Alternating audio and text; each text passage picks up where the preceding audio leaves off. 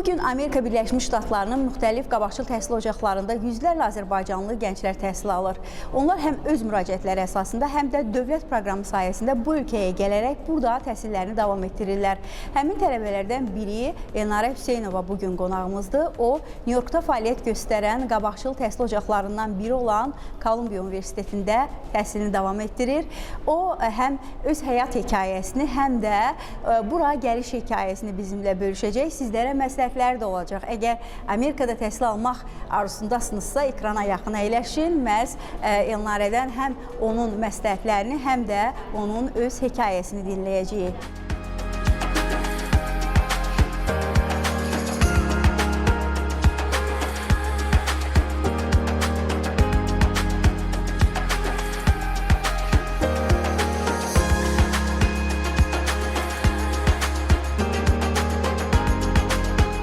Elnarə Hüseynova 2000-ci ildə 8 noyabr tarixində Bakı şəhərinin Suraxanı rayonunda dünyaya göz açmışam. Orada doğulmuşam, orada böyümüşəm.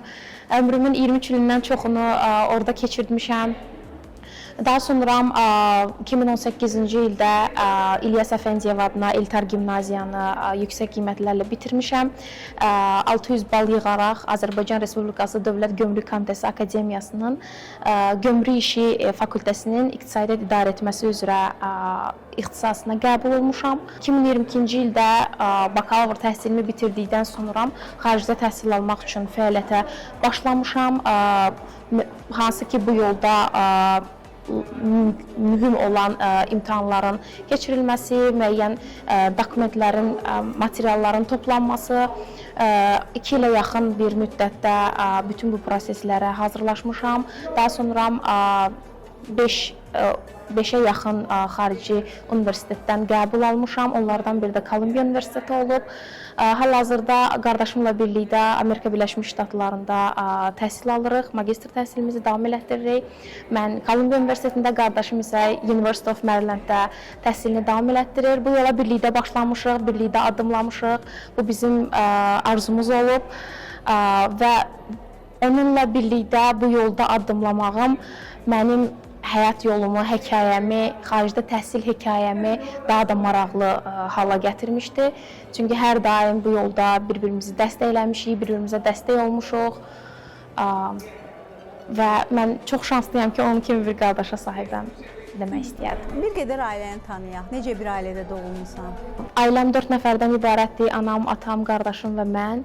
Atam taksi sürücüsü kimi fəaliyyət göstərmişdi. Anam evdar qadındır və bizi bugünkü günümə gəlib çatmağımda, bugünkü günümüzə gəlib çatmağımızda qardaşımla birlikdə uğurlara nail olmamızda ailəmizin əvəz edilməz, təbii ki də, xüsusilə anamın, atamın əvəz edilməz rolu vardı.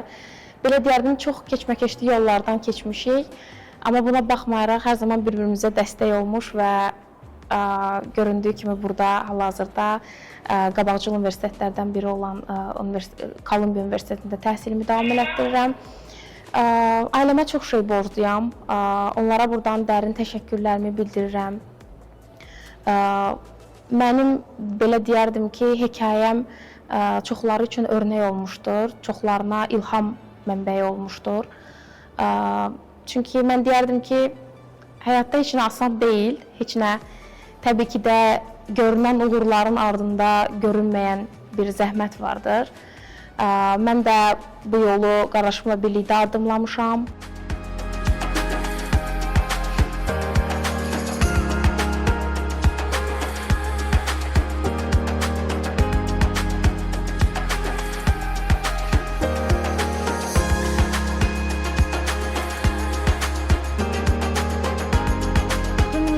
İldə Dövlət Gömrük Komitəsi Akademiyasından məzun olduqdan sonra etiraf eləməliyəm ki, qardaşım bu yola başlamağımıza səbəbkar olan insanlardan biri oldu. O məni bu yola təşviq elədi, o mənə xaricdə təhsilin perspektivlərindən danışdı, özümüzü daha yaxşı, daha şəkildə həm sosial baxımdan, həm akademik baxımdan daha yaxşı şəkildə inkişaf elətdirmək üçün çoxlu fürsətlərin olduğunu düşündük. Ona görə bu istiqamətdə addımlamağa birlikdə başladıq, prosesi birlikdə həyata keçirdik, imtahanlara bir yerdə hazırlaşdıq. Təbii ki də proses yorucu bir proses idi. Düşdüyümüz anlar da oldu, vaz keçmək istədiyimiz anlar da oldu, amma buna baxmayaraq hər zaman bir-birimizin dəstəyini öz üzərimizdə hiss elədik. Birlikdə bu bizi çıxdığımız, nəyə görə bu yola çıxma səbəbimizi bir-birimizə xatırlatmaqla bu yolu daha da mənalı, daha da asan şəkildə başa gəlməsinə səbəb oldu. Daha sonra müəyyən tələb olunan müəyyən imtahanlardan keçdikdən sonra müraciət mərhələsinə başladıq. Müraciət elədik. Kolumbiya və digər xarici universitetlərə müraciət eləyəndə IELTS, GRE kimi müəyyən imtahanlar vardır ki, hansı ki biz bu imtahanlardan uğurla keçməliyik. Ondan sonra mən 5 xarici universitetdən qəbul aldım. Onlardan biri Kolumbiya Universiteti idi. Düşündüm ki, Kolumbiya prestij baxımından, həm də verilən təhsil baxımından daha öndə gedən universitetlərdən biri idi. Ona görə magistr təhsilimi Kolumbiyada davam elətdirməyi qərarı aldım. Daha sonra universitetdən qəbul aldıqdan sonra dövlət proqramına Azərbaycan gənclərinin xaricdə təhsilinin davam elətdirilməsi ilə bağlı dövlətimizin təşkil elədiyi proqram vardı ki, hansı ki bu proqrama müraciət elədik. Şərtləri ilə tələb olunan sənədlərlə bağlı kifayət qədər məlumat əldə etdikdən sonra bu təqaüd proqramına müraciət etdik. Daha sonra təqaüd proqramından sənədlər nəzərdən keçirildikdən sonra intervyu mərhələsinə başladım. Mən belə deyərdim ki, mənim bakalavr təhsil həyatım və magistr təhsil həyatım çox maraqlı keçib.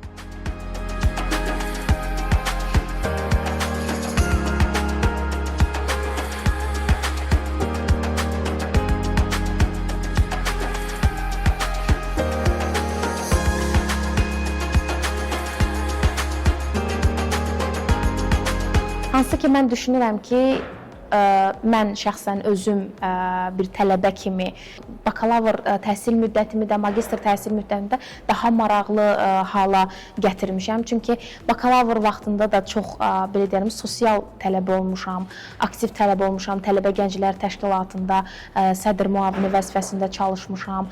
Daim yeni fürsətlər axtaran, daim özünü akademik baxımdan, sosial baxımdan inkişaf elətdirməyə can atan insanlardan, yəni tələbələrdən biri olmuşam. Hansı ki, bu mənim tələbəlik həyatımı daha da maraqlı hala gətirmişdi. Azərbaycanla fərqini demiş olsaq, burada fürsətlər daha çoxdur. Tələbənin, tələbə elmi cəmiyyətləri, tələbə təşkilatları, hansı ki, mən deyə bilərəm, hal-hazırda First Generation Student Union'da prezident vəzifəsində çalışıram. First Generation olan tələbələri təmsil edirəm. Orada da təşkilatlar, həmin təşkilatda tədbirlər həyata keçirirəm. Bacardığım qədər həyatımı maraqlı, tələbəlik həyatımı maraqlı hala gətirməyə çalışıram. Fərqliliyi hiss eləmək olur təhsil sistemində, professorlarda, təhsil mühitində, insanlarda. Təbii ki də bu aydın məsələdir ki, fərqlilik hiss olunur. Ancaq yenə də dediyim kimi, mənim üçün çox böyük bir fərq yoxdur. Şəxsən mənəm ki, öz hekayəmi daha maraqlı hala gətirirəm. Uşaqlıq vaxtlarımdan hər kəs bu kvotla böyümüşəm ki, hər kəs öz hekayəsinin qəhrəmanı olmalıdır, öz həyat hekayəsini daha maraqlı hala gətirməlidir. New York çox multikultural şəhərlərdən biridir, hansı ki, hər gün müxtəlif insanlarla qarşılaşmaq, müxtəlif insanlarla ünsiyyət qurmaq mənim sosial olaraq, akademik olaraq böyüməyimə, inkişaf eləməyimə təkan verir. Maraqlı hadisələrdən hardasa keçən semestr deyərdim ki, bizim International Student and Scholars Office deyə bir departament var Kolumbiya Universitetində. Orada Azərbaycan mədəniyyətini və kültürümüzü əks elətdirən süfrə nümayiş elətdirmişdim. Orada Azərbaycanın mədəniyyətindən, tarixindən, adət-ənənələrindən əks elətdirən ornamentlər nümayiş elətdirmişəm. Hansı ki, bu insanların xüsusilə də çünki Kolumbiya çox international və beynəlxalq universitetdir. Ona görə dünyanın müxtəlif yerlərindən gələn tələbələr orada təhsil göstərir və tələbələrin bizim tarixə, mədəniyyətə, ornamentlərə olan və daha sonra bizim milli mahnılarımıza, musiqimizə olan marağını görəndə bu məndə təbii ki də qürur, fəxr hissi oyadırdı ki, mən burada Azərbaycanı layiqli şəkildə təmsil eləyə bilirəm. Bizim International Security ilə bağlı bir dərsimiz var idi ki, hardakı biz Qafqaz regionunda, xüsusilə də Azərbaycanın oynadığı böyük roldan bəhs eləmişdik. Mən orada Azərbaycandan ətraflı şəkildə məlumat vermişdim. Azərbaycanın son illərdə inkişafına təkan verən tədbirlər, islahatlar həyata keçirilməsindən, Cənubi Qafqazda böyük bir paya, böyük bir söz payına malik olmasından danışmışdım. Bu uşaqlarda, çünki məlum məsələdir ki, bəzi tələbələr var ki, onlar Azərbaycanı tanımırlar. Hansı ki, mən deyəndə mən Azərbaycandanam, onlar Azərbaycanı tanımırlar. Amma mən bacardığım qədər layiqli şəkildə Azərbaycanımızı təmsil etməyə çalışıram. Azərbaycan haqqında, mədəniyyətimiz haqqında, tariximiz haqqında onlara kifayət qədər məlumat verməyə çalışıram. Hansı ki, bu onlarda daha da maraq oyadır Azərbaycan haqqında. Təbii ki, Azərbaycanı tanıyanlarımız da var. Formula 1 böyük idman yarışlarından biri olan Formula 1-in Azərbaycanda keçirilməsi. Elə tələbələr var ki, məsələn, mən Azərbaycanlıyam deyəndə mənə yaxınlaşırlar, deyirlər, mən Azərbaycanda olmuşam, Formula 1 yarışmasında iştirak eləmişəm, iştirakçı kimi iştirak eləmişəm və yaxud da tamaşaçı kimi iştirak eləmişəm. Bu hansı ki, məni qürurlandırır və çıxdığım bu yolda daha həvəslə, daha inamla addımlamağıma səbəb olur. Çünki mən uğur üçün yox da fayda üçün fəaliyyət göstərirəm, deyərdim.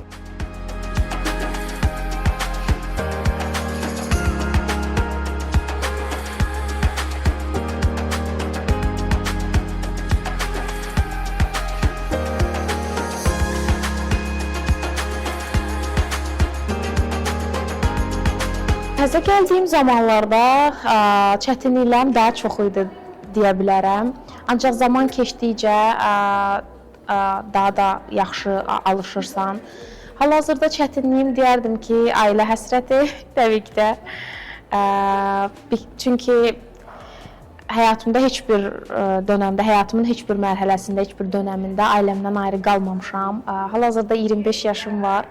24 ilimi ailəmlə birlikdə keçirmişəm, uşaqlığım, gəncliyim ailəmlə birlikdə keçib. Ona görə özüm də emosional bir insanam.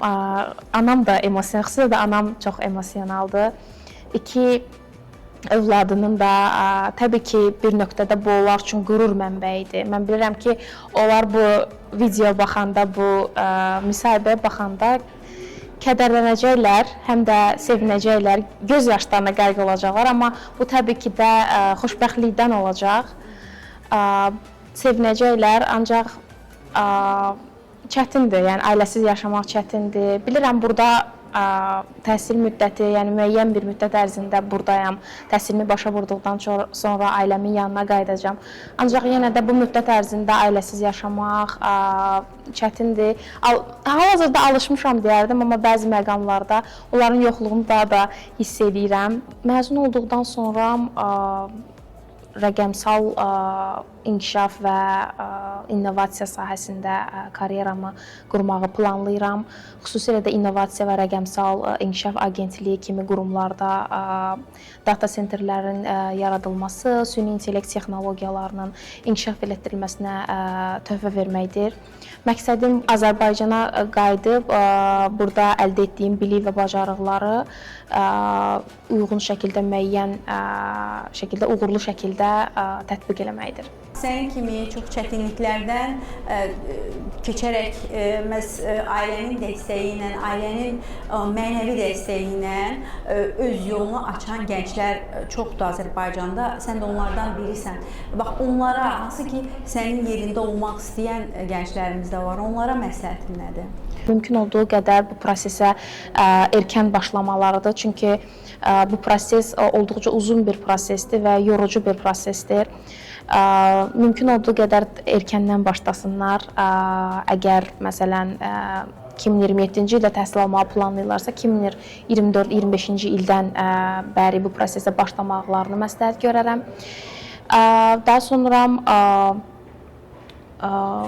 səbirli olmağı, dözümlü olmağı və heç bir zaman pes eləməməyi onlara məsləhət görərəm. Çünki bu yol asan yol deyil. Ən azından mən öz adıma danışa bilərəm ki, bu yol asanlıqla başa gəlməyib mənim üçün. Çünki bəzi sağlamlıq problemlərimin olmasına baxmayaraq, maddi cəhətdən çatışmazlığın olmasına baxmayaraq, mən ailəmin də dəstəyi, sizin də vurğuladığınız kimi ailəmin də dəstəyi ilə, xüsusilə də qardaşımın dəstəyi ilə bu yoldan əl çəkmədim, dönmədim.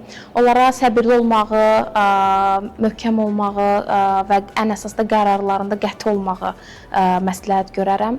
Üçüncü məsləhətim təbii ki də proqramın, müraciət etmək istədikləri proqramın məzmununa deyil də, məzmunundan əlavə daha çox karyera fürsətlərini, gələcəkdə təhsil almaq istədikləri proqram üzrə karyera fürsətlərinin çox olub olmaması, hansı istiqamətdə karyeralarını qurmaq istədiklərinə ətraflı şəkildə düşünmələrini məsləhət görərəm.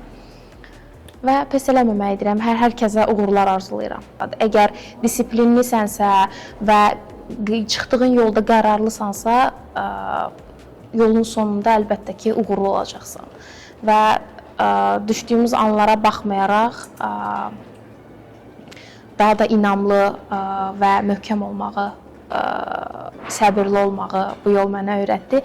Azərbaycan gənclərinə ruhdan düşməməyi, qarşılaşdıqları çətinliklərə baxmayaraq ruhdan düşməməyi, əl çəkməməyi, qərarlı olmağı onlara diləyirəm, onlara arzulayıram və Diaspor TV-yə dərin təşəkkürlərimi bildirirəm. Bugün mənə zaman ayırdığınız üçün və mənim hekayəmi dinlədiyiniz üçün və mənim səsimlə Azərbaycan gənclərinə müraciətiniz üçün həqiqətən də çox dəyərli anlardır mənim üçün.